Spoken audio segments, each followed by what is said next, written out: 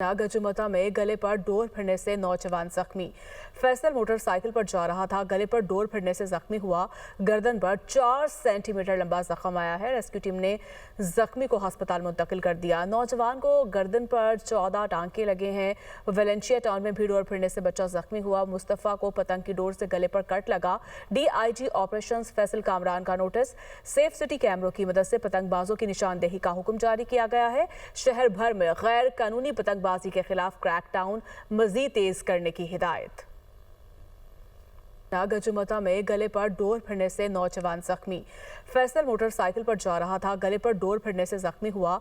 गर्दन पर 4 सेंटीमीटर लंबा जख्म आया है। रेस्क्यू टीम ने जख्मी को अस्पताल मुंतकिल कर दिया। नौजवान को गर्दन पर 14 टांके लगे हैं। वेलेंशिया टाउन में भी डोर फिरने से बच्चा जख्मी हुआ। मुस्तफा को पतंग की डोर से गले पर कट लगा। DIG ऑपरेशंस फैसल कामरान का नोटिस। सेफ सिटी कैमरों की मदद से पतंगबाजों की निशानदेही का हुक्म जारी किया गया है। शहर भर में गैर कानूनी पतंगबाजी के खिलाफ क्रैकडाउन मजीद तेज करने की हिदायत।